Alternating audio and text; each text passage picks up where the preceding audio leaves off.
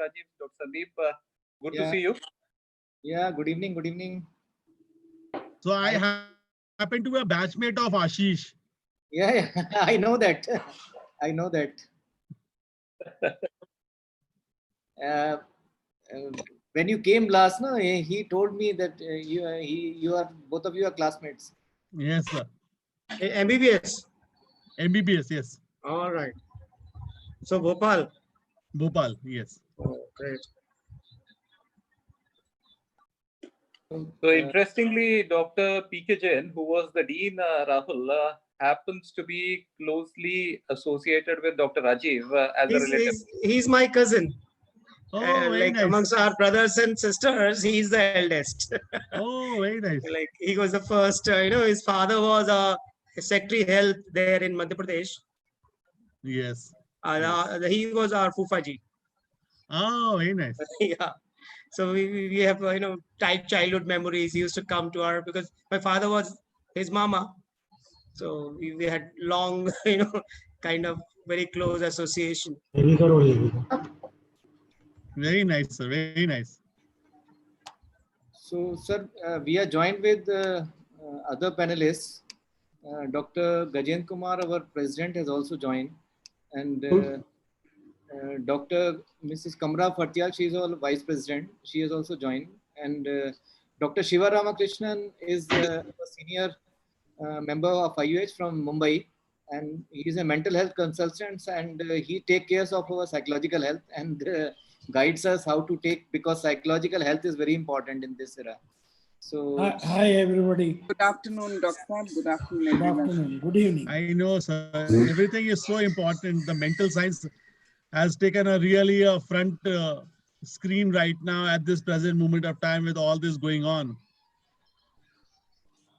what we are learning, sir, even in companies now, mental and psychological health, that is more important, because the fear, anxiety, restlessness, all these things, they need to be taken care of. Of course, they are bi-directional. Yes. They people get affected by that, and people who are affected by that, they get affected. They do make a life difficult for the rest of the company people as well. So they need to be taken care of, I suppose. Yes, yes. You see, basically, it affects them without their knowledge. I know. That is the problem. Good evening, everyone. Good evening. Good evening, Doctor. Can we start, sir? Then. Yes, if the participants are there and the speakers are there, Yeah. we can start. Please go ahead. Rahul is there. Dr. Meet Kumar, has he joined? He has joined. We can start.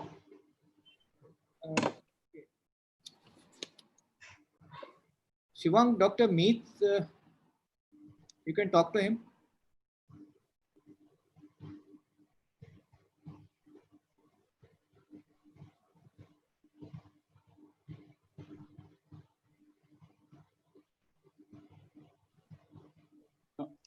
He is joining in 5-10 minutes, sir. He is joining. Meanwhile, we can start since Dr. Yes, sir. Yes. We can start. Yes. So, good evening, everyone, sir, and especially our guest speaker, Dr. Rahul Bhargav, and Dr. Meet Kumar will be joining soon.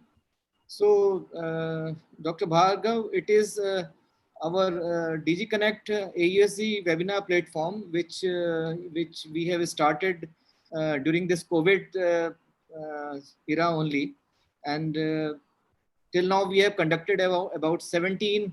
This is the 17th issue of our series 1, and every time we have different speakers to learn learn different about different topics, different areas of concern. And Dr. Your batchmate was the first person to start this. He was the first in the issue 1 was by Dr. Ashish Jain, and his main concern was taking this psychological health of their employees, how they are taking care of the psychological health of their employees globally. So we are carrying on this show for our learning of our members.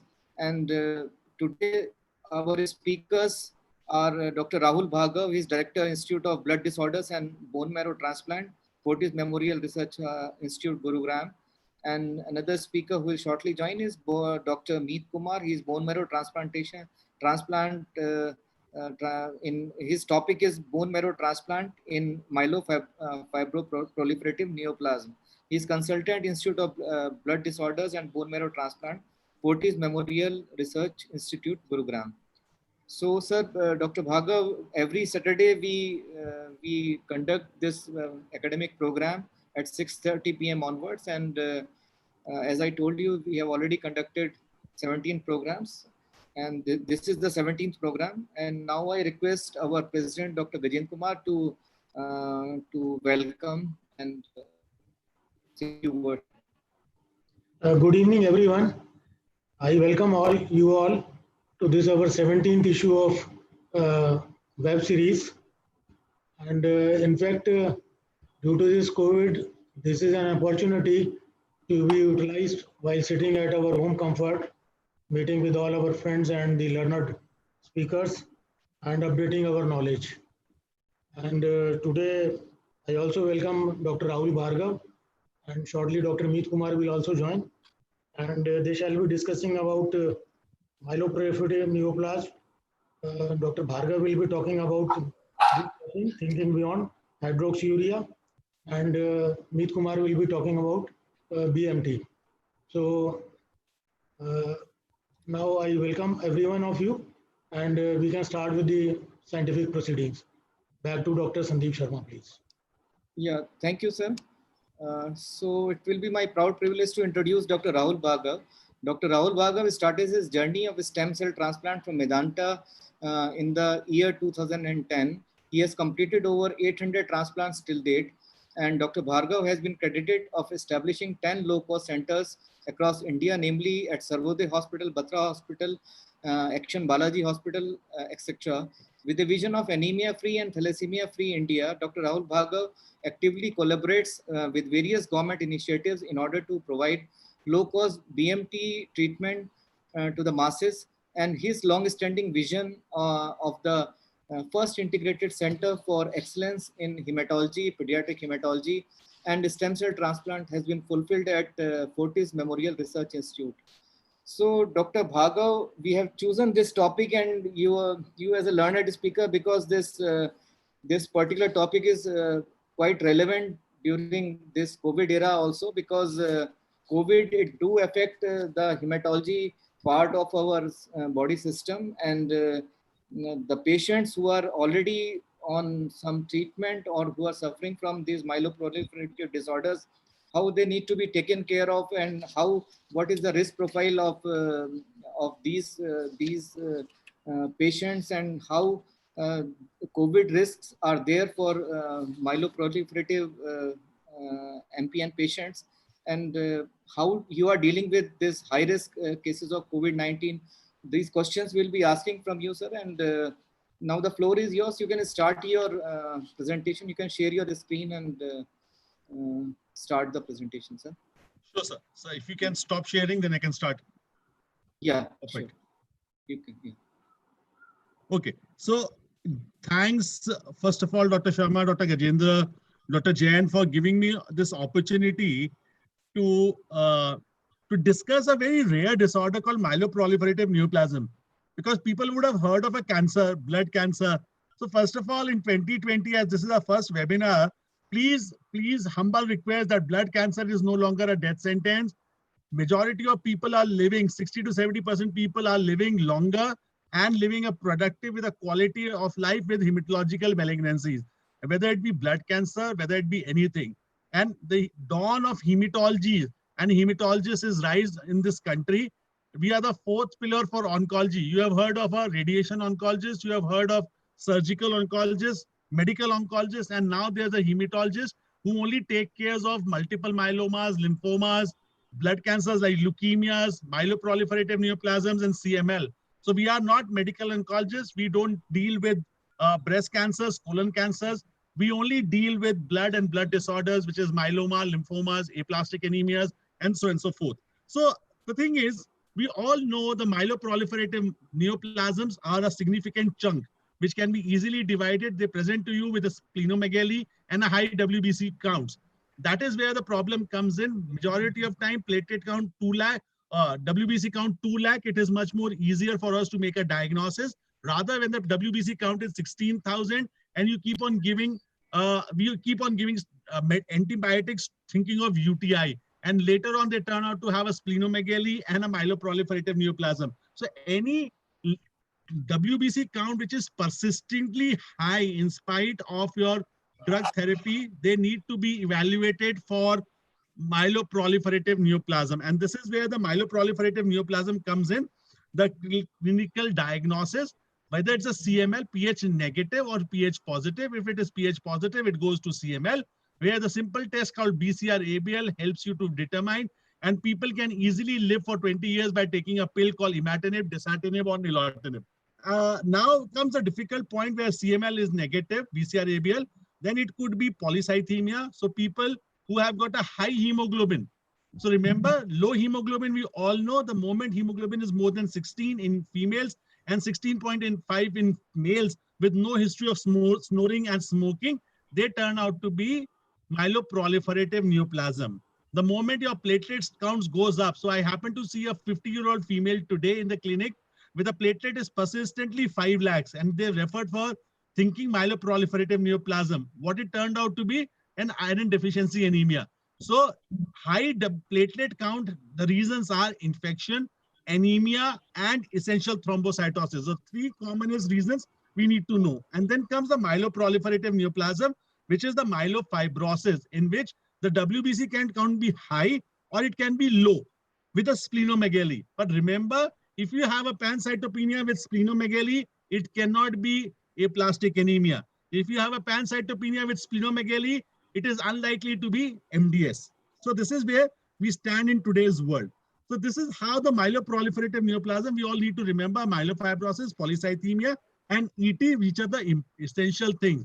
And this season, you keep on seeing eosinophils, but the moment the eosinophil starts going 60-70%, then you start thinking of chronic eosinophilic leukemias or hypereosinophilia syndromes. So dysregulated JAK2 leads to increase in the blood counts, leads to fibrosis, and the inflammatory responses of cytokines leads to the symptoms. So myelofibrosis patient can come as anything. They can come with splenomegaly, they can come with non-specific weight loss, they can come with fevers, they can come with anything, okay? So that is what we need to remember, and these are the criteria which we need to remember.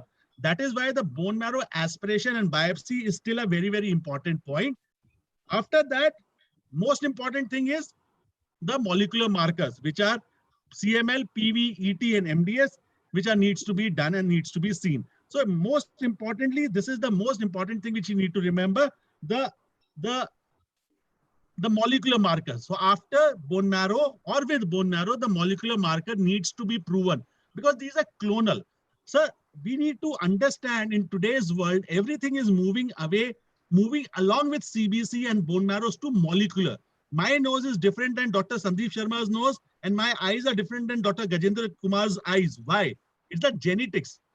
Genetics which determines how good or bad my disease is.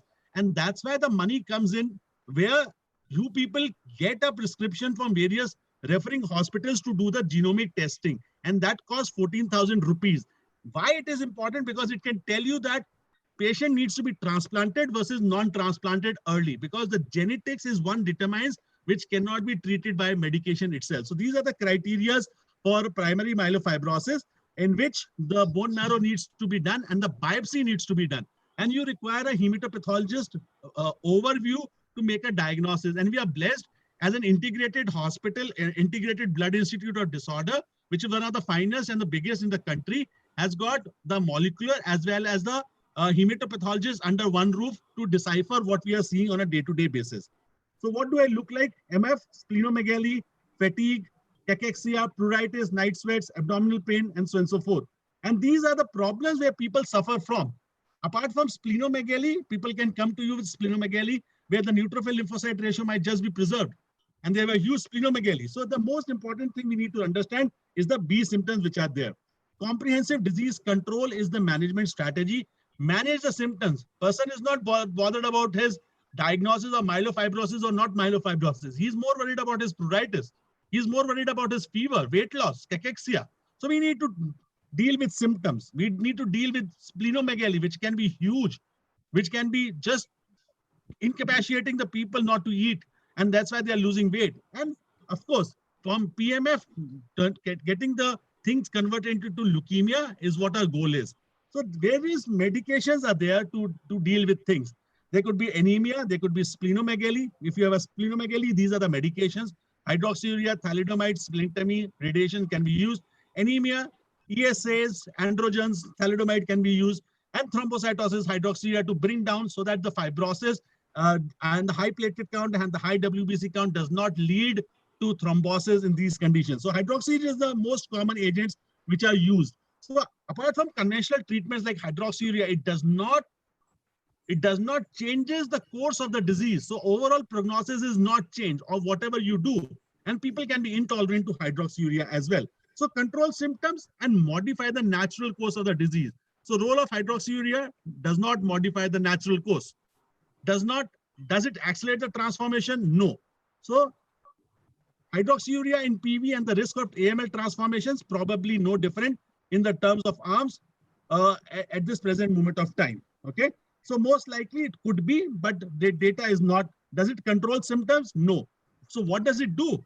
Basically, it reduces the splenomegaly and the rise in the WBC count. So that it gives you a cosmetically and a psychologically better control of the disease, while the patient might be smithering inside and the progression of disease might be happening. So constitutional symptoms, splenomegaly, 40% response rates. So conventional therapy, fatigue, pruritus does not get treated by hydroxyurea. Is that best available therapy than placebo in MF? Answer to that is no. So hydroxyurea, only comfort trial shows not much of a difference in controlling the symptoms. So what does we know?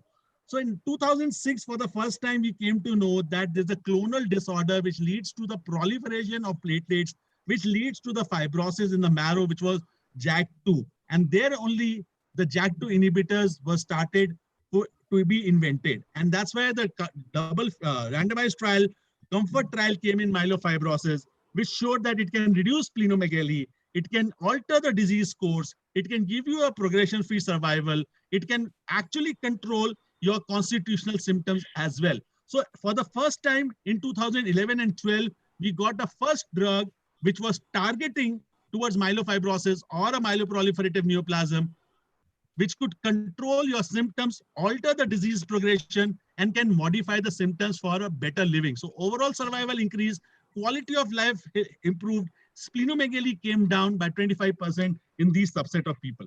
So better than placebo in MF? Addition of ruxolitinib shows significant improvement in symptoms from baseline. Yes. If you have a myeloproliferative neoplasm, if you have an intermediate or high risk, these people need to be put on ruxolitinib, which is a JAK2 inhibitor. So don't remember the word ruxolitinib. The word Indian generic brand is Jakavi. There's no other generic to that. So predicting higher spleen responses, there was a prior treatment, less of spleen response. But other than that, if you start in a treatment naive patient, people tend to get better. So role of hydroxy is very limited. Okay. And this is the ELN guideline comes in. If you have a high splenomegaly, which is more than 10 centimeter, ruxolitinib or Jakavi is a front line. If the patients are symptomatic in intermediate one, yes, ruxolitinib. In low risk, if the people fail hydroxyurea, then of course the ruxolitinib needs to be added. And low intermediate, if you have a leukocytosis or thrombocytosis to prevent thrombosis, hydroxyurea needs to be added. But as Dr. Mead will come in, earlier the transplant, better is the outcome. So friends, we should not shy away in hematological malignancies for getting a transplant done. I'll just give you a US data. US does 23,000 transplants in 2018 with a 35 million population. India with 1.35 billion people did only 2,000 transplants. What is the problem in India? Because the awareness, either people don't want it or their physicians in which hospital they are treating, they don't have a transplant centers. So they never refer the patient to a transplant centers. So like multiple myeloma, leukemias, aplastic anemias require bone marrow transplant. My humble request, because you people tend to refer patients, please ask them for early referrals for bone marrow transplant. Even the physician, treating physician of a hospital which is impaneled does not want a transplant. They need to be pushed from your side. And that is how the myelofibrosis also looks like in today's world. To summarize, ruxolitinib provides a rapid and durable reduction in splenomegaly, helps in improving overall debilitating symptoms, quality of life and role functioning. JAK2 negative, CALR, MPL mutations tend to work. Anemia and thrombocytopenia are common, rare, lead to discontinuation, backed by a strong clinical data versus hydroxyurea. So in myeloproliferative neoplasms like polycythemia and myelofibrosis, we have another drug called Jakavi, which can be utilized.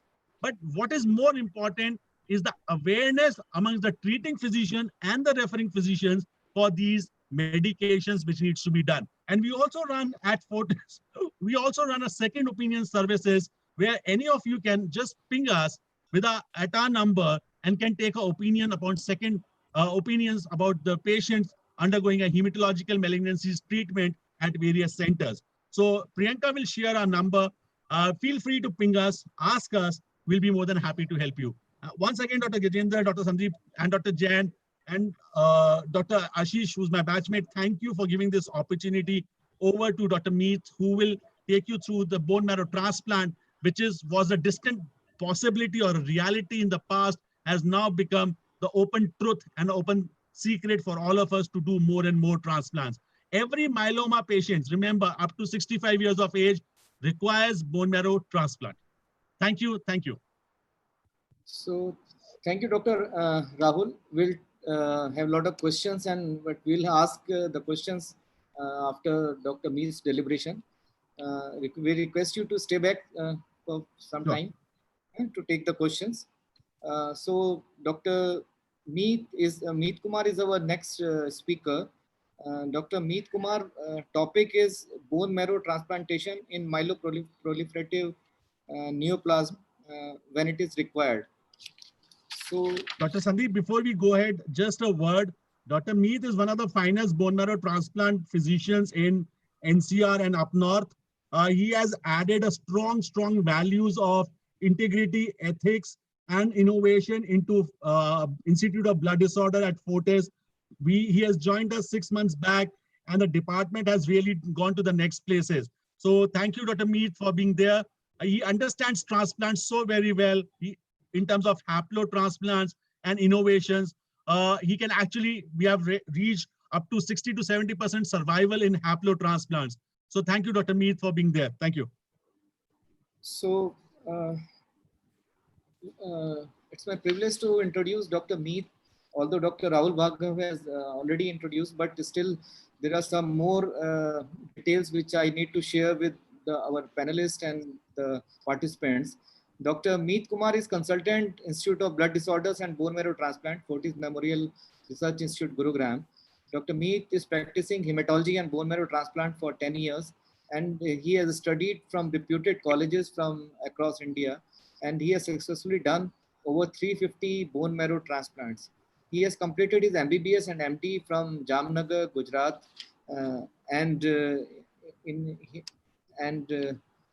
he is DM Hematology from NRS Medical College, Kolkata. He has done his fellowship in bone marrow transplant from Tata Memorial Medical Center and specialist training in bone marrow transplant and CART cell therapy from King's College, London. He has worked in prestigious institutes like Sir Gangaram Hospital, Delhi, SGPGI, Lucknow, BL Kapoor Hospital, Delhi, King George, King's College, London. He has attended many conferences as panelist, moderator, and chairperson. He has professional membership with ISHBT, American Society for Hematology, Bengal Society for Hematology, and Delhi Society for Hematology. He has more than 20 research publications in national and international journals of repute. So, Dr. Meet, I would request you to share your screen and start your presentation.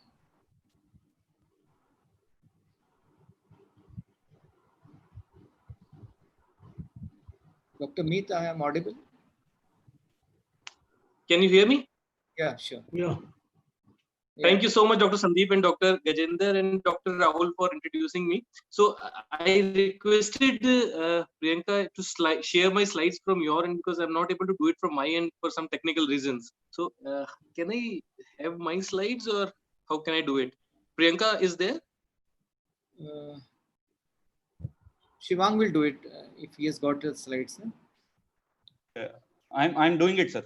Just give me a second. Doing it. So in the meantime, sure. Yeah. So in the meantime, when the slides get connected, like first of all, thank you so much to Dr. Sandeep, Dr. Gajendra, Novartis, AEOHD for this wonderful webinar. Me and Dr.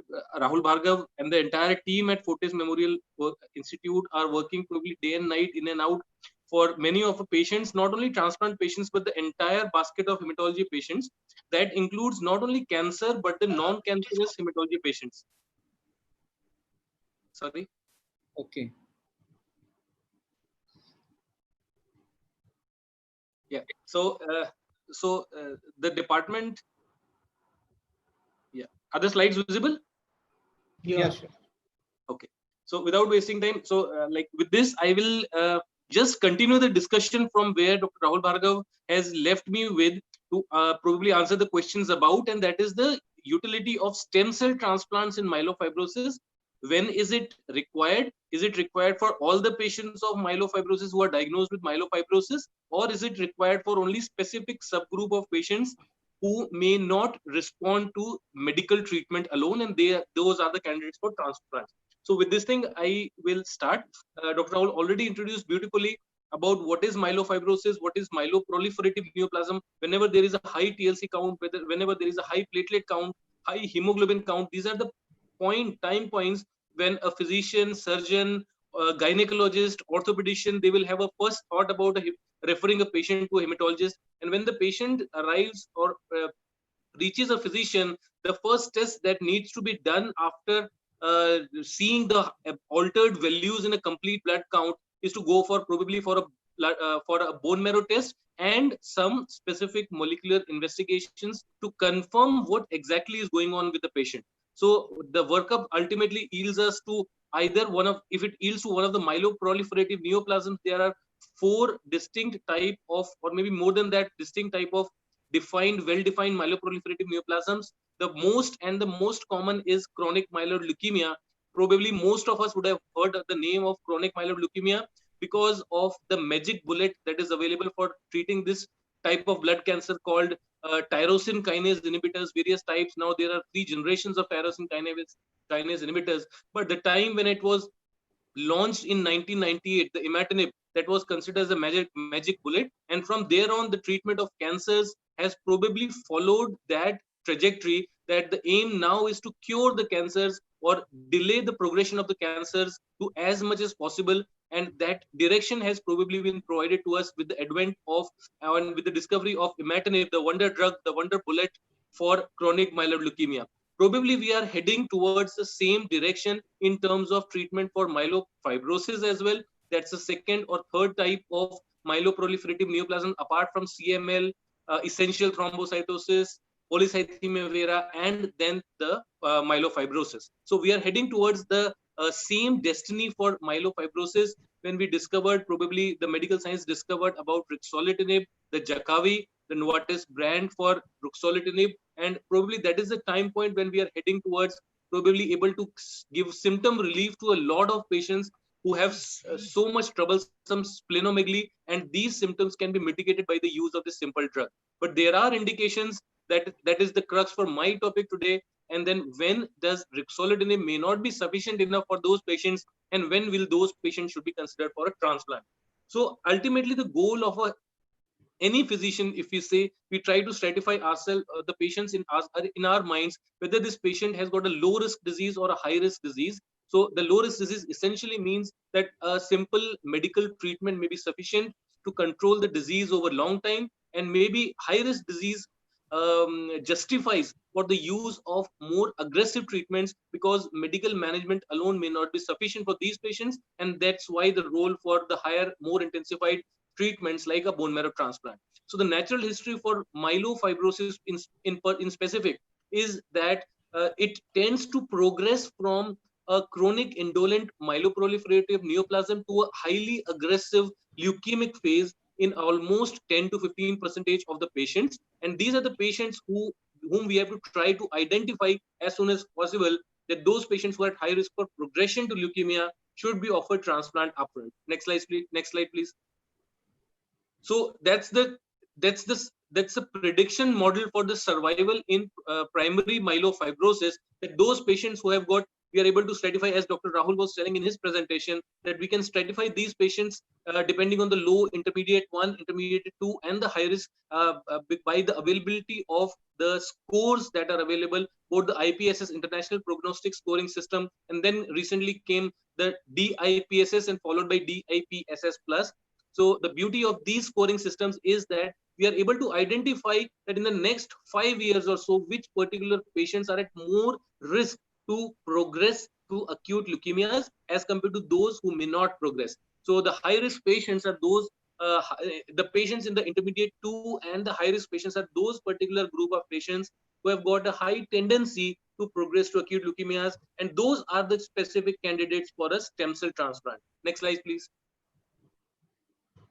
So this is beautifully shown in these Kaplan-Meier curves, that the yellow line on the top on the DIP scoring system at baseline and on follow-up, the yellow ones are the ones who have got the best outcomes, and those are the low risk, low DIPSS risk myelofibrosis, as compared to the red ones who are the high risk. And if you see them closely, they have got a median survival of only 1.5 years.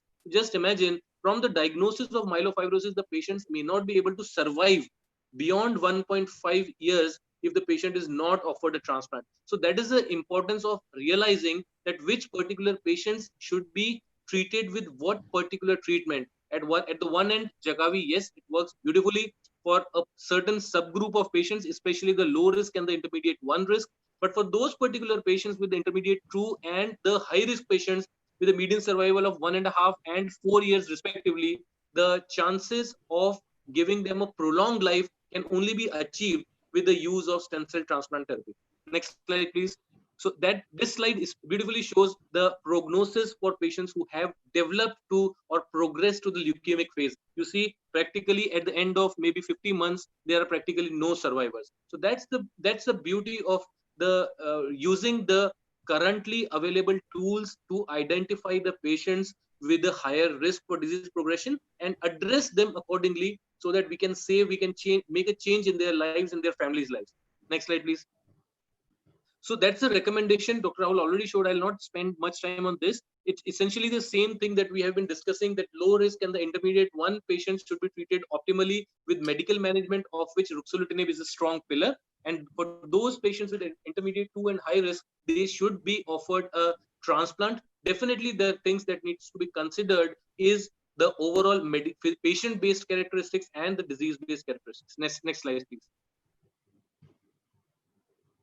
So that essentially says the same thing. Next slide, please. So this brings us to when should the transplant be offered to the patients who do require it. So we are able to identify that, okay, these particular patients are candidates, for progressing to an allogenic stem cell transplant. But when is the crucial time? Is it that the patients who have been diagnosed today should be taken up for a transplant tomorrow? No, it is not like that. We need some time for the patients to proceed to transplant. Optimal workup, the most important of which is to know about the availability of a stem cell donor. So allogenic transplant involves that a donor should be there, optimally matched with the patient.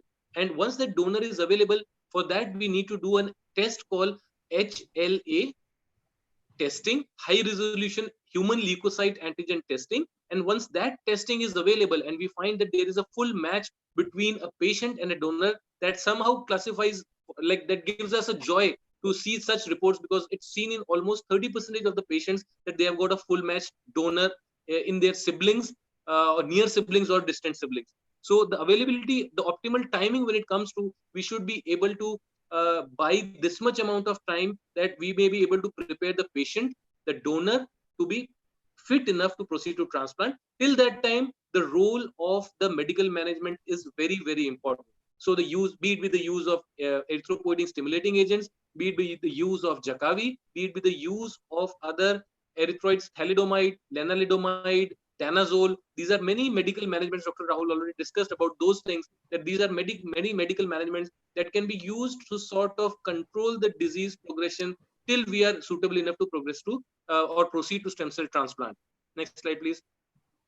So what is the benefit of transplant versus ruxolitinib? This slide actually looks funny to me to present because we cannot compare apples with oranges, but the matter of fact remains the category of patients are probably distinct medically for the requirement for these two type of treatments. Transplants, as we discussed, will be a good option for those particular patients who have got high risk, and especially the medical management for those particular patients who have got a low risk. Now comes the questions, like we are able to see some patients of primary myelofibrosis who present to us with at a very young age, 25, 30 years of age, and they are diagnosed to have a myelofibrosis. It's important to recollect here that normally myelofibrosis is a disease of elderly people, usually beyond 60 years of age.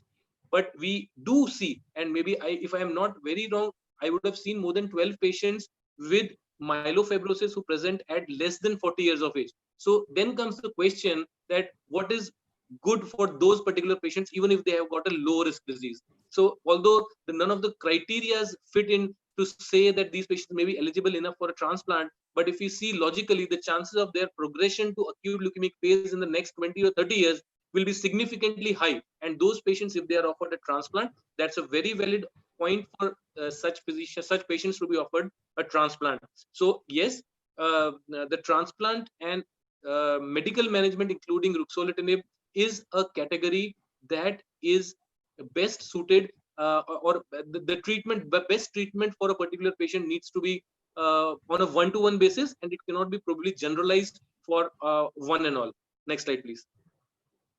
So the trends, if we see over the last 20 years or so, the utility of using the stem cell transplants has been progressively increasing. There was a slight dip. If you see the first figure that is shown there, that's arrow mark where the ruxolitinib came into the market, and at that was the time there was a slight dip in the use of stem cell transplants, but that again jumped back and it's bouncing back to the same pre-ruxolitinib era. The only reason being that we slowly realized that those particular patients who are the higher risk group and with higher risk for disease progression, they cannot be probably managed optimally with medical management, and this can only be treated with a stem cell transplant, and that's what the role for transplant in myelofibrosis cannot be minimized. So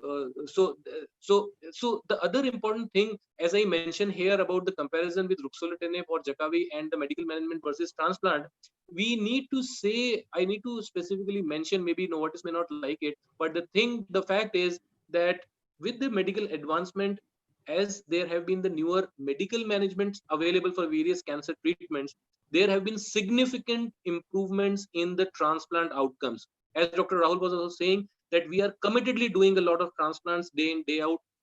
Probably many more need to be done as if we compare to the Western data. But the more important thing is why the number of transplants have seen a skyrocketing in the last couple of years. The major impact, the major thing that has caused the impact on the same is the transplant has become a much more safer option, much more safer treatment option than it was maybe 10 years back or 15 years back, thanks to the development of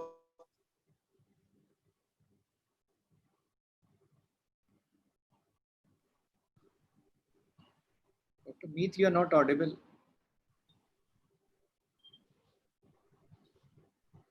For patients with myelofibrosis have improved almost as much as 80%, 70-80% for all patients. So that's the beauty of utilizing more and more number, curing more and more number. The ultimate satisfaction that we get as physicians is when the patients get cured, and not like when we are able to control the disease. So the joy of curing the patients with a transplant has been successful because of the advent in the treatment armamentarium, the drugs that are available, the development of fludarabine, the triosulfan, the thiotepa, the many drugs that have been developed. The same applies.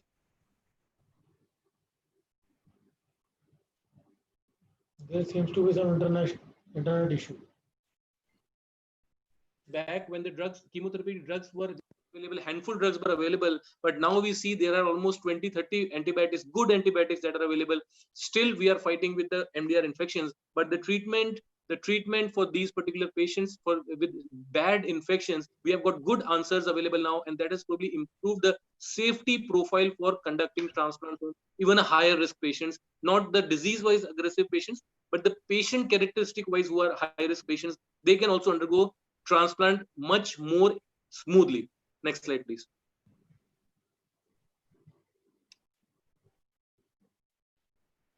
So that's the outcome data for patients who undergo transplant.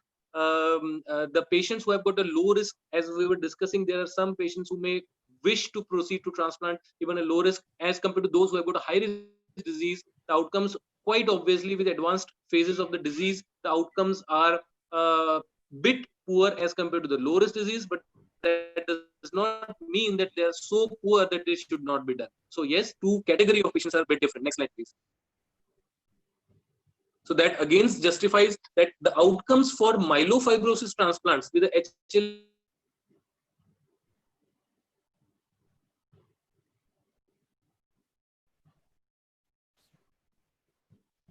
because indications for transplant in today's other myeloproliferative neoplasms are limited, and the indications in myelofibrosis are much more rampant. Next slide, please. Next slide, please. So this brings us to the point that how best we can identify the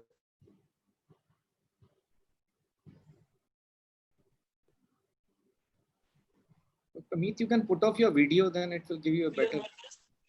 There are some molecular markers available now that can be used to stratify the patients as high versus low risk. Next slide, please. Next slide, please. Yes. So this was a slide I was waiting for. So this is when to choose a transplant versus non-transplant strategies. I'll go next slide, please.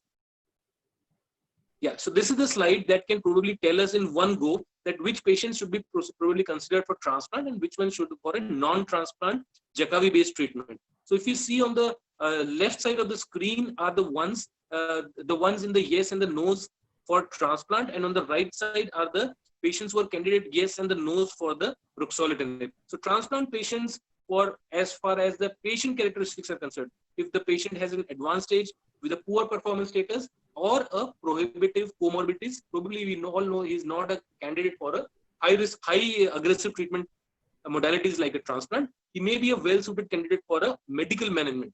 Once maybe comorbidities and performance status improves, we cannot reverse the age, but other parameters, once they improve, maybe he can be taken up for a transplant. As far as the disease characteristics are concerned, if there is the patients who have got experience, who have experienced multiple complications because of myelofibrosis, maybe they are not a good candidate. But I would like to share here proudly that we have done transplants for myelofibrosis with chronic liver disease also, and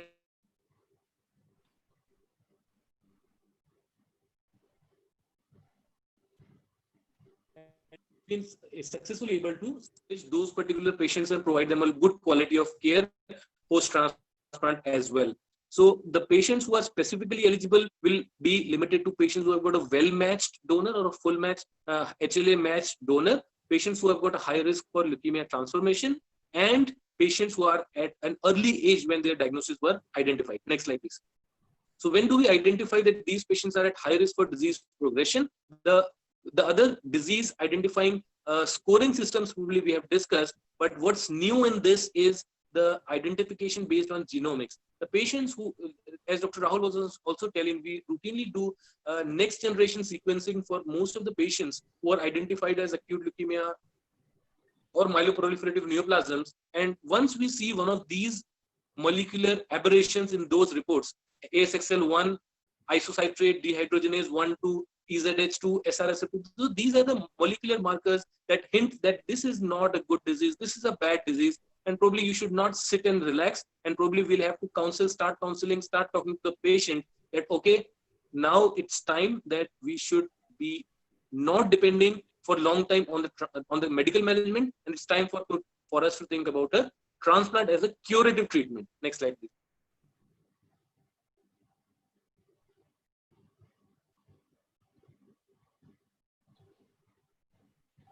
Next slide, please. Yes. So yeah, so that's probably what I was discussing. Is there a role for stem cell transplant in intermediate 1 disease? Definitely yes. One is definitely the factor that we have been discussing is about the age. Younger patients should be counseled, should be advocated to undergo a transplant rather than a medical management, because the ability to control alone with medical management for maybe next 40 years may not be optimal, and those patients should be considered for a transplant. The other is with the medical genomic reports, the presence of high risk genomic markers, they should be considered for a transplant. The only reason being that their chances of leukemic progression are higher as compared to those who do not have these mutations. Next slide, please. Next slide, please.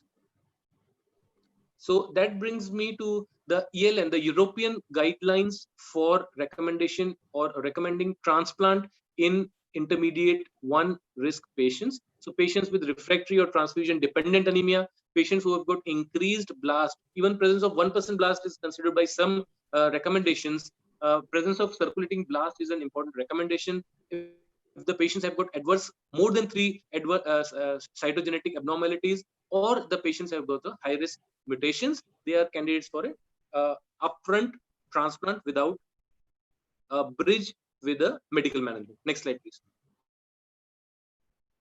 So that's an important thing. Probably patients who are being routinely treated by hematologists, medical oncologists, physicians of myelofibrosis, they know that like sometimes it's said that patients who receive a pre-transplant ruxolitinib or Jakavi, they may be benefited better. So the only benefit it provides is in the terms of the symptomatic relief by reducing the spleen size. Probably does not have a much impact on the disease modification post-transplant. But yes, post-transplant, if we see that the MRD is positive, the patients can be put on ruxolitinib as a post-transplant Jakavi maintenance. Next slide, please.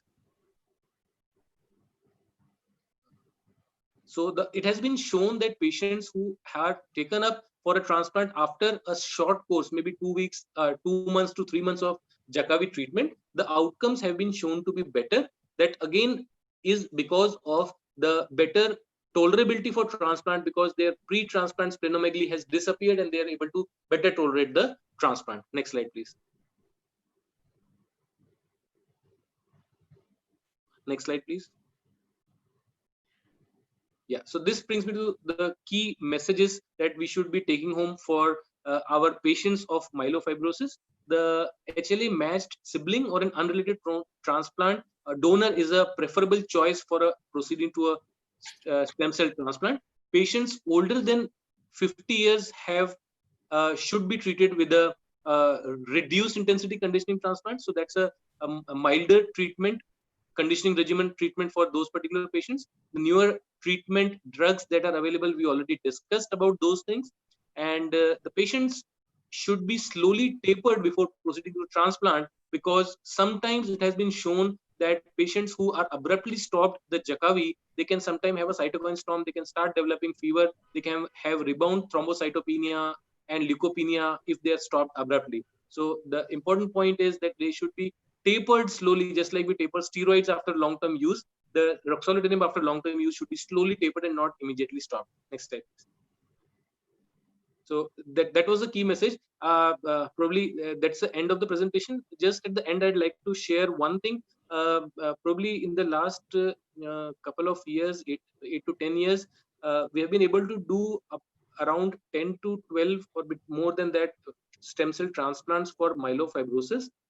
We have been able to do one transplant for myelofibrosis during this COVID era also.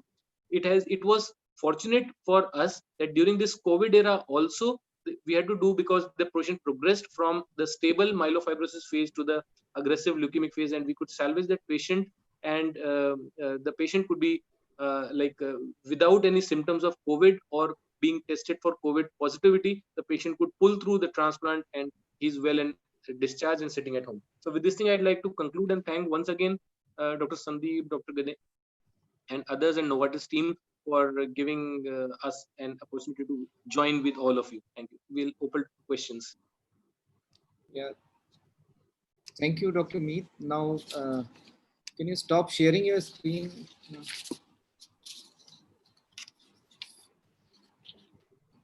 So the now floor is open for any questions from the panelists. Sir, Dr. Gajendra Kumar, if you want to. Yeah, my question is, in your practice, what percentage of people patient you subject to the transplant? Dr. Meet? Yes, sir. Thank you, sir, for raising this question. Sir, the recommendation wise, if we see, we are able to counsel the patients, I'll say around 20% of the patients who should be taken up for transplant. 20 to 30% is the figure that I will say. And yes, if you say how many patients of these will progress to transplant, I'll say around 50% of these patients may be willing enough, or because of multiple logistic and other reasons, may be able to proceed to transplant. But yes, it's recommended to around 20 to 30% of the total number of patients that we see for myelofibrosis. Okay, and another question is, do you feel that the donor, the better the results? Is there any study on that? Sorry, sir, with a full match donor, without a full match donor? Yes. Full match donor, the age, does the age of the donor counts for the success of the this transplant? Sir, I'll say you seem to be a transplant physician. The only reason being that the most important criteria in today's world is the donor age that is to be considered. The higher the donor age, the lesser the outcomes, the poorer the outcomes for those particular patients. And yes, donor age, it comes just second to considering the eligibility of a donor after an HLA match status. So at certain point of time, we even consider that even have half match donor who is younger is preferable as compared to a full match older donor. So that's the significance of using a younger donor for in today's world. One more little wild question. Yes, sir. See, these COVID days, we are trying all sort of existing medicines for this treatment of terminally ill COVID patients. So this Jakavi has any role, because you are telling that it has a role in cytokine storms. Sir, I will say that perfectly agree with your question. I understand your intent, but if I say there are so many drugs available in the market that can control the cytokine storm, probably much more potent and much more safer medications, the utility of Jakavi in today's world may be limited. But here I will point one very interesting thing. There is another drug called ibrutinib that is not exactly related to ruxolitinib, but it's similar in sounding, at least. It has got a different mechanism of action. That drug has been shown to reduce pulmonary complications in patients with COVID. So there is a data that has come up from West, and that is a drug. Of course, that drug may be utilized only after tocilizumab has been used. The recently approved Abacavir from the Biogen has launched one more cytokine release inhibitor of the similar IL-6 inhibitor. I'm forgetting the name, but it's the next generation tocilizumab. So that's also now available, DGCA approved. So that's a second line drug that is available for preventing the CRS.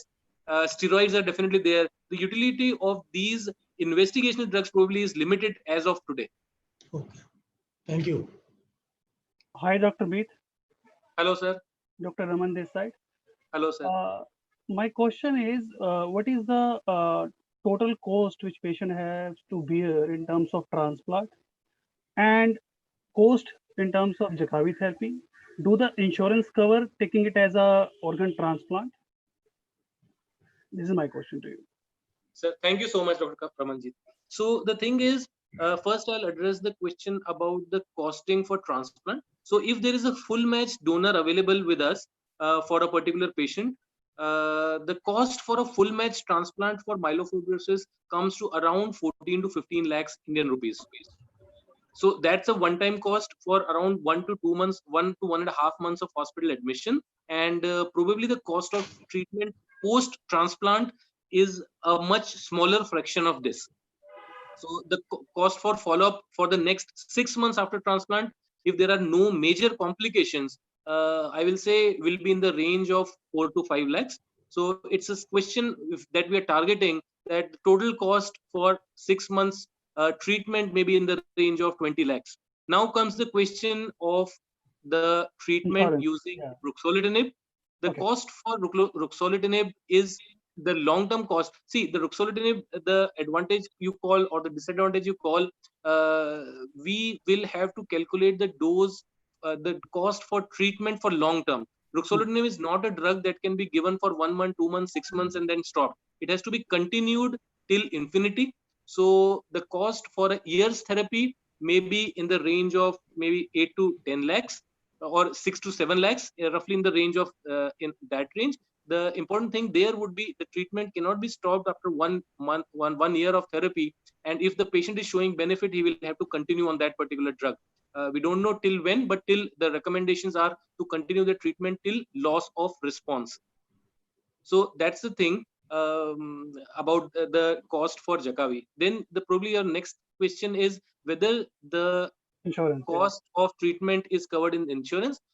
So insurance agencies, most of them probably are covering stem cell transplants, bone marrow transplants as their recommendation. That probably depends a lot on what particular things have been chosen while the time of purchasing the insurance. But I think almost 60-70% of the TPAs do cover stem cell transplants for cancer patients. Probably the coverage for non-cancerous patients, requirement for transplant for non-cancerous patients may not be there, but for transplant for cancer patients, most of the TPAs will cover. My second question is again practical question. What do you think is the role of counseling in terms of advising treatment to the patient, and do you have a separate counseling center related to these advices and making patient understand the role of therapy in the stem cell transplant? Yeah. So I think what I can share here right away is that I was mentioning initially also, we have got I will say a team of almost medical team of almost 14-15 people. We are almost 7 or 8 doctors in that, and we have got 7 to 8 other people that involves nursing coordinators, 2 or 3 nursing coordinators. We have got a nutritionist, we have got a psychologist. So there are people amongst our team that are available round the clock for counseling these patients in terms of either the psychological counseling, the nutrition wise counseling. We have got a pharmacist in our team, so if there is any question about the timing of the medications that need to be taken, when to be taken, whether it should be taken with food, without food, if with food, which type of food it should be taken with. So all those components are addressed, like as a part of a team we are able to address.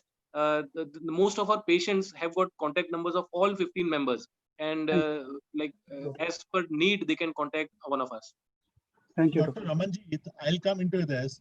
So the important issue is the people who don't do transplants in their centers will never explain about transplants. Yeah. So our 8 physicians, hematologists, pediatric hematologists, we are hardcore transplanters. So for us, the indication is to find not to do a transplant, and that has to be the ethical practices. And if you see our tweets every time in this, if you're on Twitter and if you can find our tweets, we say every myeloma needs a transplant.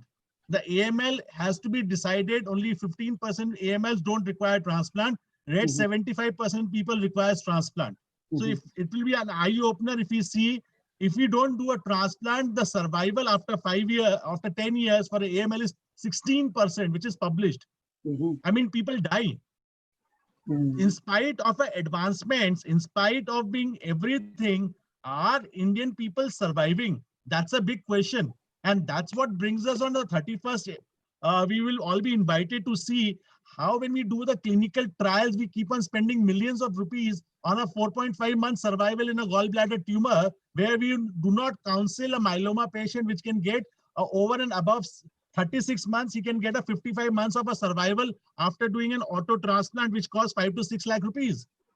So my humble request is that we need to be ethical and we need to be cognizant of the trials for the lower middle income class country to do an honest practice. So the intervention has to be done early at the first go to reap the best benefits out of it at the minimum cost. So that's the only request. Thank you, Dr. Rahul. Thank you. Dr. Rahul, there is one question from me. Like, what is the impact of this coronavirus outbreak on the MPN care? And what are the recommended protective measures that are being taken by you all during this COVID pandemic? So again, sir, I will pass on this question to Dr. Meet very conveniently because he is writing the paper of a 25 patient transplanted in past 3 months and around 120 hematological malignancy people being treated in past 3 months. So Dr. Meet, over to you because he can tell you it has not stopped us. The only thing which has stopped us is the mindset within the public of delaying the treatment. Over to Dr. Meet. So that's a very interesting thing, Dr. Sandeep. We have done probably the first question that you asked is how safe is to treat the patients during the current COVID pandemic. So I will say the cancer does not wait for anyone, nor even the corona. So that is one aspect, and the second aspect is whereas the mortality from corona is almost 2.5%, much lower than the US mortality or the death rates. But the cancers, the myeloproliferative neoplasms, once they go unanswered, unattended, the mortality can be in the range of 60 to 70%. So it's a clear winner that we have to know and probably tell our patients also that cancer should not be neglected for sure. That is the first message that we could understand in the last 4 months of doing the treatments for various patients. The second thing is, of the 20 patients that we transplanted during the last 3.5 months when the corona broke out, we had one patient who tested corona positive at around day 20 after transplant. He had to prolong his hospital stay by another 10 days or so, during which he had some lung complications. He had chest pneumonia because of COVID. We had been testing him. He was put in ICU. Fortunately for us, he was treated with remdesivir, he was treated with tocilizumab, he was given 1 dose of steroids. So with all these things, probably his corona did not worsen despite having a lower immunity. So it's a very known fact probably, and it's very easy to say that patients with immunocompromised status do very poorly in terms of corona outcomes. But we could see on the contrary that this particular young boy who was aplastic anemia, so that means his immunity was already compromised with the disease for the last probably 8 months or so, and on top of that he underwent a transplant. He developed a COVID, he recovered successfully from that, and he is now home and doing well. So now almost 45 days post transplant. So out of these 20 patients, one patient had a COVID positive. The precautions that you were asking, what precautions we take. So the first and the most important thing that we take is we do the COVID testing for all the patients who are admitted at the time of admission, and then subsequently maybe we try to repeat the COVID testing for all indoor patients every 2 weeks, and also more frequently if required clinically. So if a patient develops fever not explainable by any of the infective agents, known infective agents, we do repeat a COVID to see if that has turned positive. But to our fate, and the God has been to our side, that we have not tested COVID positive except one patient, and that also is doing well. Apart from that, non-transplant patients, we have encountered probably 5 positive patients, and probably of those 5 patients, those were with different diagnoses. One was acute myeloid, 2 were acute myeloid leukemia, one was aplastic anemia, and another was some benign ITP or something. So those patients also recovered with home quarantine. They did not require to be hospital admitted also. So that's the experience, at least for the last 3.5 months, that we had with COVID and hematology patients. So very soon you might see a paper that is highlighting the outcomes of our patients at our institute in one of the journals. So it means the COVID has not affected your transplant patients, and so probably the credit goes to the hospital management, because they have been so aggressive in addressing the issues of COVID patients. There is a totally separate ward, no one can go to that side. There has been rampant use of the masks, the PPE kits. The hospital, all the doctors who come to hospital change their gowns, change to hospital clothes, and so many practices. The cleaning of the hospital every 2 hourly with a hypochlorite solution. the attendant, the places where hospital is entrance is there, everyone is checked with the thermal screening and mandatory hand washing and sanitizer use. There are multiple things that the hospital management is trying to ensure to prevent the spread amongst the normal non-patient group also. Dr. Rahul, thrombosis is a concern in COVID-19 patients. What are the implications for MPN patients who are also predisposed to thrombosis and implication in the management?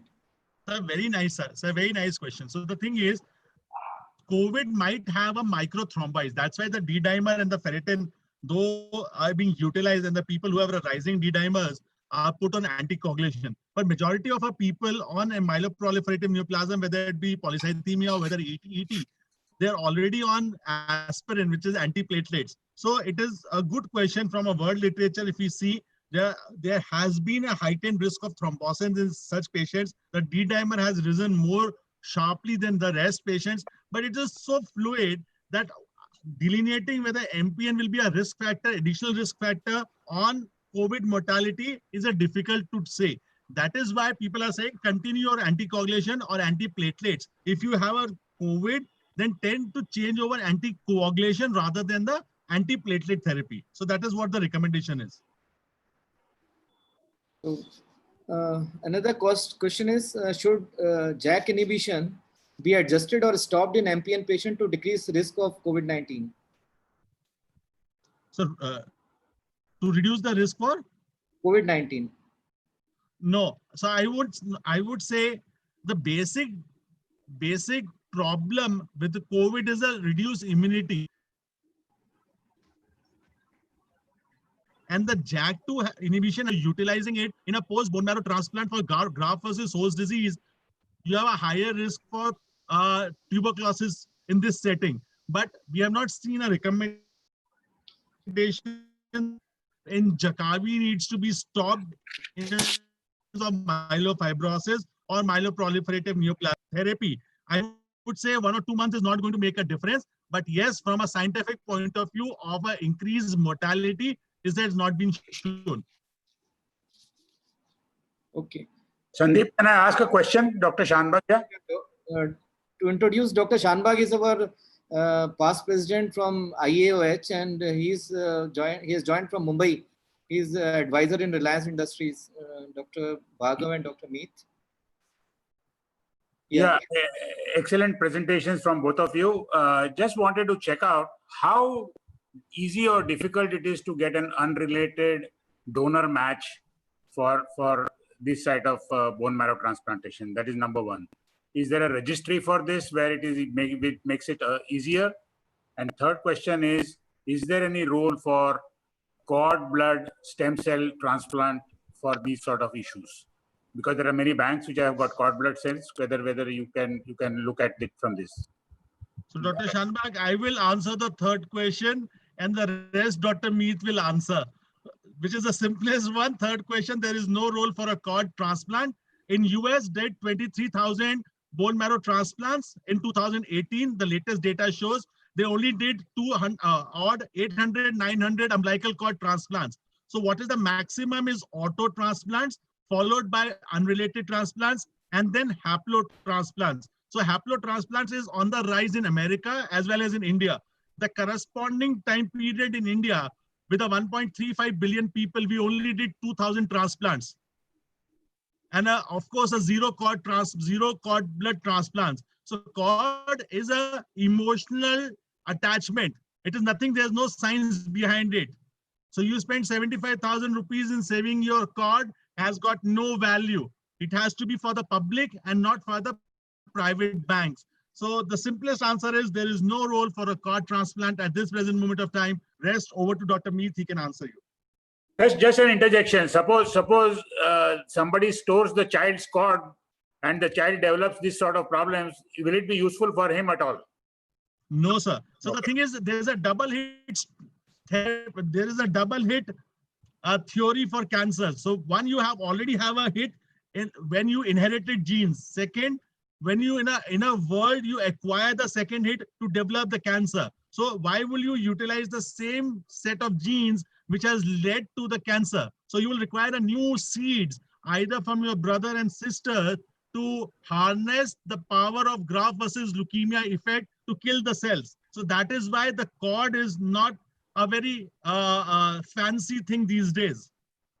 Sure. So Dr. Meet? Okay, so Dr. Meet is there? Yes. Please, first two questions of Dr. Shanbag. Yeah. So thank you, Dr. Shanbag, for asking this question. First of all, I want to thank you for bringing this beautiful background picture that's so soothing. So coming to your question, sir, the thing is, you asked how easy it is to identify a donor in an unrelated setting. So Correct. the thing here is, there are registries. There are probably at least 5 to 7 registries that are at present active in India that are able to identify unrelated donor for a particular patient across the globe. So that the most important and the most common registry, the biggest registry as of today in India is Datri. That's Chennai-based registry, and that's got some more than 2.5 lakh donor listed in its data, and that can be used to access the HLA matched availability of your particular patient. So that is one thing. Yes, there is a registry available.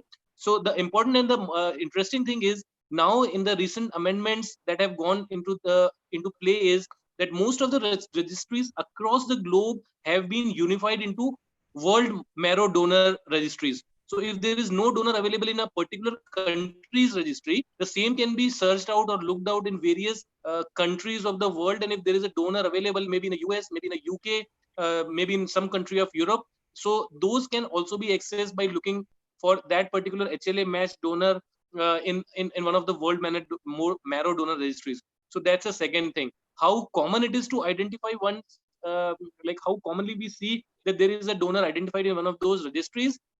We see, at least we'll say, like the patients who require donor who do not have a full match donor available in their family, maybe close to 15 to 20% patients we are able to identify donors in one of these registries. The major problem in Indian setting is that the registry donors come with a cost, and their cost is not so small. So that probably limits the use of unrelated donors in our setting as compared to the West, where most of the transplants probably are covered by various agencies and other things. So yes, there is an option for that.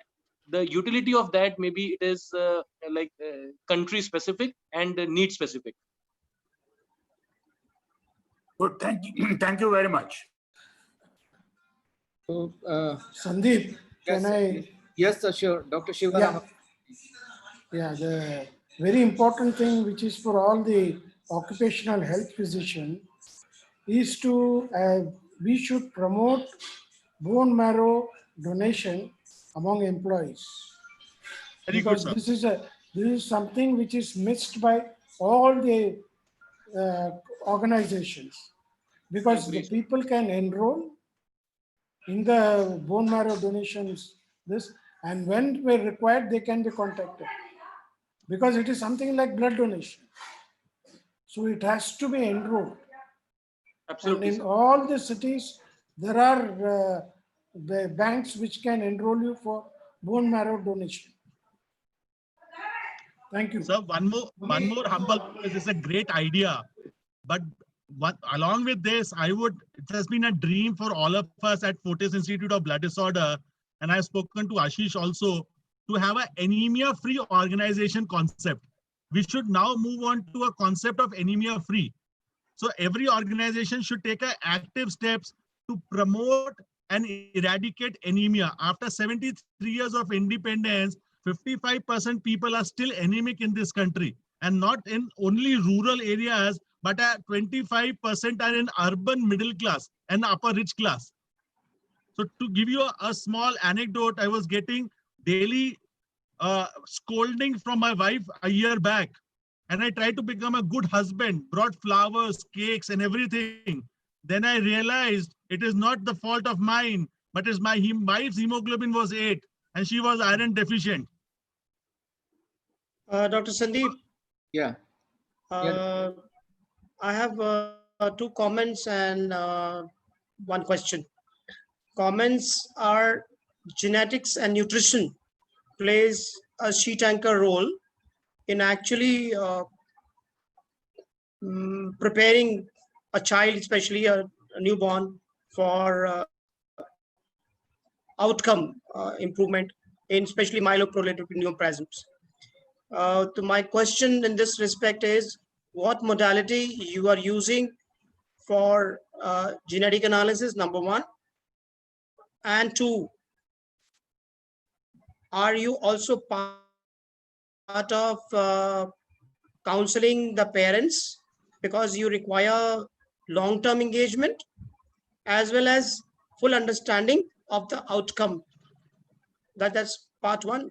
With Dr. Mead, I have one question regarding long-term sustainability of bone marrow transplant. There are a number of patients who require bone marrow transplant again after a gap of say 5 years. What percentage he has seen coming for retransplant? I've seen patients coming for third BMT as well. So that's a positive news. But there are patients who are coming back for repeat bone marrow transplant. What is the proportion in Fortis? Because we know the rate in Tata in Mumbai, but what is the rate in your institute? And there are a number of institutions in Delhi. Are you on board to you talk to each other? How stabilized in Delhi NCR region? So, sir, the good news is Delhi NCR is the largest area in this country doing bone marrow transplants. So, Fortis Memorial Research Institute is a number 3rd in the list in this country of doing the transplants. We do 150 transplants a year. Tata Memorial does 80 transplants. CMC Vellore does 240 transplants every year. 40% are funded by the Government of India or Tata Trust. So in Fortis Memorial, there is no funding because we are private. That's why people think we have a deep pockets. We don't have deep pockets. We only don't treat rich patients. We treat poor middle class as well. I'm aware of that. By the contribution of ours. So we do talk to each other. And the biggest thing is the transplant is not the holy grail. Not 100% people will get cured by a bone marrow transplant. At best, it is 60%, which is better than a 10% or 20%. So we are increasing the numbers to 60%, but not 100%. So every disease biology, as we are going through the genomics, we are understanding that people will relapse, people will die. So if you have a complex cytogenetics in AML, the chances of success is only 30%, which is better than a 0%. So people do get second transplants, second malignancies. And the biggest thing is after 12 years of doing a transplants from Medanta 2010 onwards, we are finding a second malignancy which is happening to the patient. So first patient was transplanted for AML. He developed a donor-derived leukemia. So there's a multiple complexity. So at our center, the response, I would say 60% is the long-term survival, which we have seen. Aplastic anemia is close to 88%. Myelomas, 5 years is 79%. ALL is 40%. Only 40% people are alive at 5 years because there's a late transplants. And if we delineate between early transplant and late transplants, the curves are entirely different. If the early transplant means at our center diagnosed and transplanted, the response rates goes to 80%. When people relapse and then come to us, the response is not more than 40%. So garbage in, garbage out. So this is how we need to see the early transplants has to be enrolled into the clinical practice and the clinical pathways. That is the most important thing. So every multiple myeloma up to 65, chemotherapy followed by transplant, followed by lifelong therapy. Oral therapy will continue. Aplastic is an emergency. Every aplastic needs a transplant. So if you go to a pediatric patients up to 16 years, hardly we do a transplant for acute lymphoblastic leukemia. The rates are only 10%. So it's a very, very heterogeneous population which we are dealing with. And when we talk about myelofibrosis, yes, we do get rejections. We do get people dying. We do get people relapsing after 2 years. So this is a natural phenomena in the country. We need to understand, and we need to keep cognizant of this fact that survival rate, even if we upside down, is not more than 65%. But do the parents understand? Do the parents understand these numbers and the outcomes? So, yes. So the thing is, when the counseling goes, there's a generation shift. When we started doing transplants, there was a hidden factor saying, okay, you need to emphasize on 65% survival. Now, with a robust transplant center and established center, we go other way around saying there's a 20% chance you will die. There's a 20% chance the disease will come back. So in 10 years, the counseling has changed from 65% to 40%. Because that talks about the ethical values. People need to understand that they can die. They should not feel after spending 12 lakhs or 14 lakhs that entails that they're going to survive. Because when they enter into a transplant center, it is not like America that they think that everything will be hunky-dory because insurance is paying. They need to understand that 12 lakh rupees cannot buy the life. They can die. And that's the robustness of our center, is that we do a reverse counseling, that 20% chance of relapse, 20% chance of dying, and the rest is the bonus. So don't talk about the bonus, let's talk about the rest. That's a great way actually to bring out the truth to the people next of kin, or so to say, the caregivers, which ultimately reduces the complications, really. So it only comes once the insecurities of innocence goes away. Right. Well it's said. a journey, I would say. Well said. It's taken a long time. Yeah. I know. I agree with you. Dr. Meet. Yes, sir. So your question is that how many patients or fraction of patients would relapse and undergo a second or a third transplant? Yes. First of all, sir, I'd like to mention one thing. The point that I was trying to make initially, that the transplant science has become much more safer. You are proving that by saying this, because the ability to proceed to second and third transplant itself says that the first transplant patient could survive good, although the disease came back, the patient survive the second transplant, and then also he's going to third transplant. So that's the one important thing that we should understand, that the transplants have now become a safer treatment option. There was a stigma associated with this some time back, maybe 10 years, 15 years back. Okay, transplant is a disease, is a treatment that is so bad to undergo. But yes, because of the availability of the advances, it is much more safer option. First thing. Second thing, coming to your actual question, is what fraction of the patients proceed to second transplant? I will say it's very small. It's, I will say, in the range of 5 to 10% who will be able to proceed to a second or maybe a third transplant. The only reason for that purpose is probably because of multitude of reasons. One of the most important in our setting is definitely logistics. Even if logistics are well covered, then also the complications that some patients may experience, the psychological trauma associated with it, not the physical but the psychological impact of undergoing the treatment at certain times does prevent that. So that particularly holds in patients who have got a relapse of a benign disorders, aplastic anemia, sickle cell anemia. Those patients, once the disease comes back, for those particular patients, they prefer rather to undergo a continued blood transfusion support rather than to go a second transplant immediately. So there are a multitude of factors that are associated with undergoing a second or the third transplant. But yes, we do see, like we have done probably 5 to 10% of the patients who have relapsed, leukemia patients who have relapsed and undergone a second transplant, and maybe very less for a third transplant. Well, that's great. 10% is a very good number, because relapse is a reality, and managing reality, I think, is the best indicator of long-term engagement and trust with the institution which had first transplant done. So that 10% is a very good number, I must say. Yeah. So, any other question from or comment from Dr. Ashish or Dr. Pawan?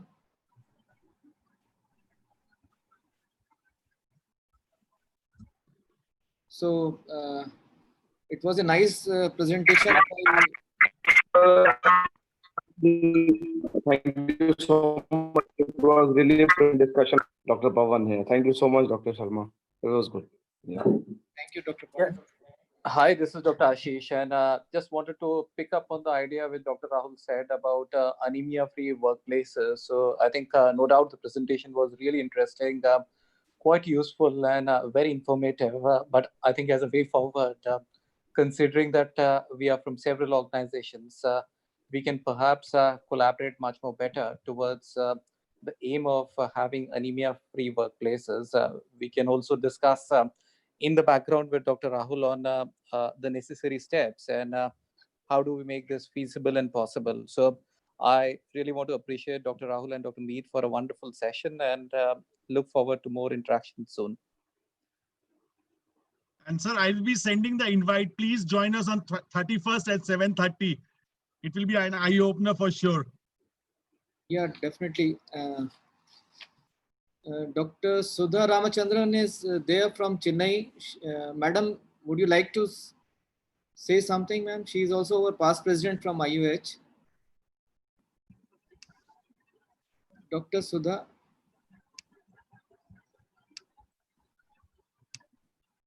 There is some connection problem. Anyway. Am I audible? Yeah, ma'am. Okay, thank you, Sandeep.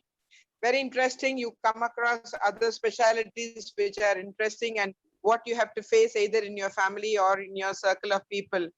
So it's good to know all the other specialities that we are handling also. Thank you for the interesting topics. Yeah, thank you, ma'am. Thank you. So to conclude, Dr. Rahul Bhargav and Dr. Meet, you have given us a very broad perspective of myeloproliferative disorders and the treatment modalities, and your deliberations during this COVID times. It has given us a lot of confidence, which we can always share with our patients in our organizations, respective organizations, and lot of insight and new things which we can do in our organizations, like as Dr. Ashish and Dr. Bhargav has said, anemia-free workplaces in our organization that we can always propagate, and we will definitely work for it. And another thing is what Dr. Shiva has said, this bone marrow transplantation we need to promote by our employees in our organization. Blood donations, they are routine, but this is a new thing. So every this DigiConnect platform, every issue, every series, they give us some new insights, and as Dr. Sudha has said, some new topic we touch, so that even in this COVID crisis, we can look after our non-COVID patients and different type of diseases which need to be taken care of. Dr. Rahul and Dr. Meet, I should tell you that we have already covered a lot of diseases like diabetes, even transplants, renal transplants, knee transplant, and many other common problems which are there in our society, in our among our family, our workforce and their families, which need to be taken care of. And your deliberation has given us a lot of confidence that even our bone marrow transplant patient, they don't need to have to worry, because even if they get COVID, if they are in safe hands, then definitely they will be cured and they will be taken care of. So thank you very much, and I would request you, both of you, to send one article also for our e-magazine, because every 30th we publish a e-magazine, and every month. So another 5 days are left. So if any ready article is there with you, we can definitely would love to have it in our e-magazine. So thanks to all participants also for sparing their valuable time, and all the panelists to join for this AEOHD DigiConnect series. And definitely Dr. Rahul will join on 31st. Sure, sir. We'll be waiting for your invite, and definitely we would like to work in close association with Novartis and with Fortis and Dr. Meet. And I would also like to acknowledge with gratitude the support from our AEOHD Secretariat. So the show will continue, sir. We'll meet next week, next Saturday, with new topic, new speaker. So we would also like you all also to join and share your views. Sure, sir. It will be our pleasure, sir. Yeah. Thank you Thank very you, Dr. Rahul. Thank you, Dr. Meet. Thank you, That sir. was a Thank you. wonderful presentation. Thank you, sir. Thank you so Thank much. you, one and all. Goodbye. Thank you. Goodbye, sir. Thank you, Delhi Happy team. weekend. Thank you. Thank you. Delhi team. Great weekend. Thank you, guys.